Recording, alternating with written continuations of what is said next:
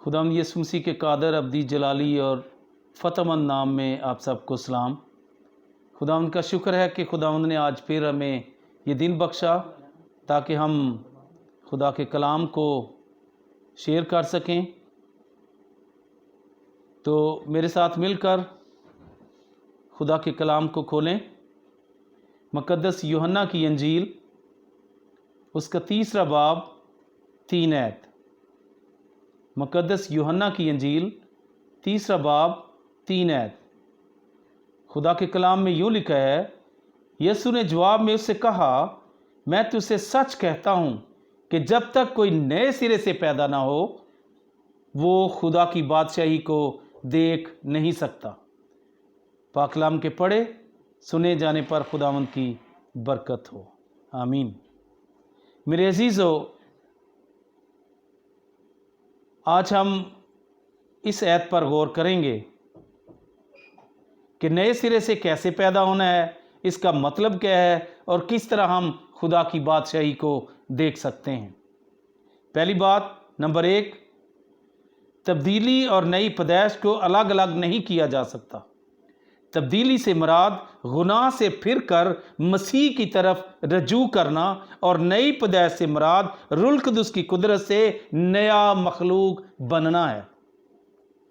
Number 2, नई पैदाइश या नया मखलूक बनने के वसीला से हम खुदा के ख़ानदान में शामिल और खुदा की बादशाही में दाखिल हो जाते हैं। नंबर 3, मसीही बनने का एक ही तरीका है, यानी नए सिरे से पैदा होना, रूहुल कुद्दुस की कुदरत से पैदा होना है। नंबर 4, नई पैदाइश नजात का और बिलाखिर आसमान का दरवाज़ा है।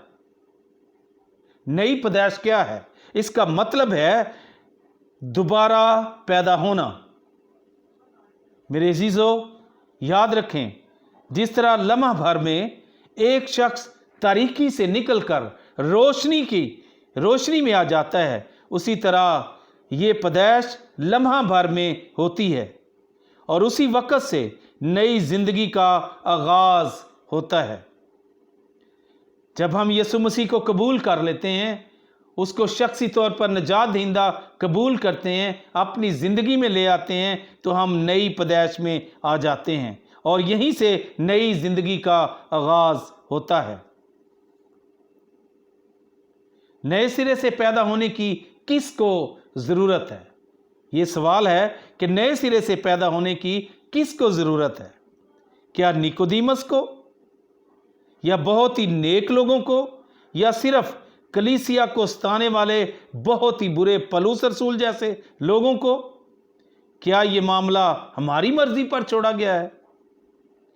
पाक कलाम साफ साफ कहता है कि सबको नए सिरे से पैदा होने की ज़रूरत है। सबको, इसमें न छोटा है, न बड़ा है, न गुनाहगार है, न दूसरा है, न औरत है, न मर्द है। सबको नए सिरे से पैदा होने की ज़रूरत है, क्योंकि इंसान गुनाहगार है और दाऊद कहता है, मिन्नू विच गुनाह दे जम्या मेरी माई। तो इसलिए हर इंसान को नए सिरे से पैदा होने की ज़रूरत है।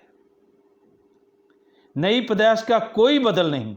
जो नए सिरे से पैदा नहीं होता वो हलाकत का फर्जंद है। गलतियों 6 बाब 15 आयत में लिखा है, ना खतना कुछ चीज़ है, ना मखतूनी, बल्कि नए सिरे से मखलूक होना।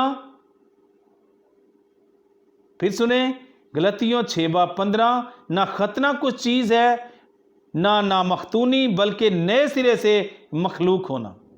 नया मखलूक होने से मुराद नए सिरे से पैदा होना है।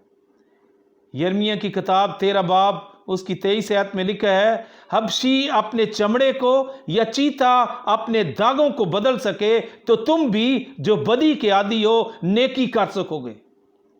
नई पैदाइश के बगैर ये नामुमकिन है। जब तक हम नई पैदाइश नहीं लेते, नए सिरे से पैदा नहीं होते, तो ये बात नामुमकिन है। यिर्मयाह 17 बाब 9 आयत में लिखा है, दिल सब चीज़ों से ज़्यादा हीलाबाज और लालाज है, उसको कौन दरियाफ्त कर सकता है? सिर्फ खुदा ही नया दिल پاک دل دے سکتا ہے۔ یہ نئی پیدائش سے ممکن ہو سکتا ہے۔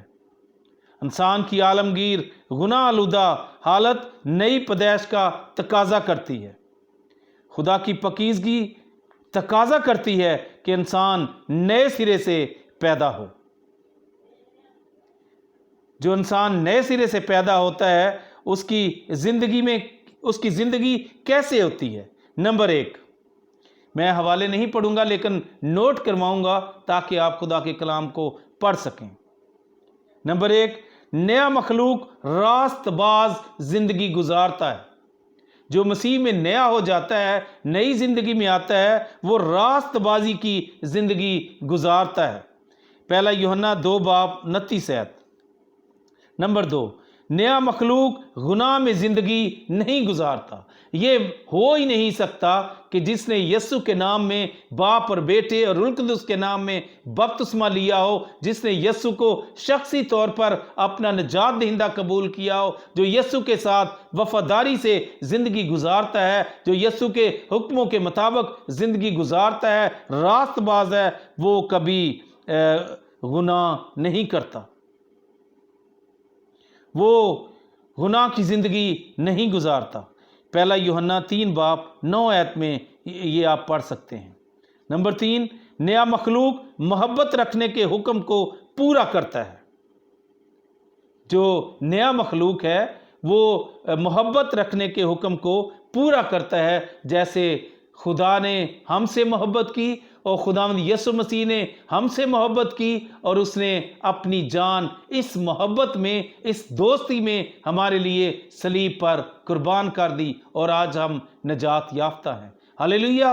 خداوند کا شکر ہو اس کی اس عظیم قربانی کے لیے، اور خدا کا شکر ہو جس نے اپنے بیٹے کو اس دنیا میں بھیجا تاکہ ہمارے گناہوں کی ہمیں خلاصی مل سکے اور ہم نجات یافتہ ہوں۔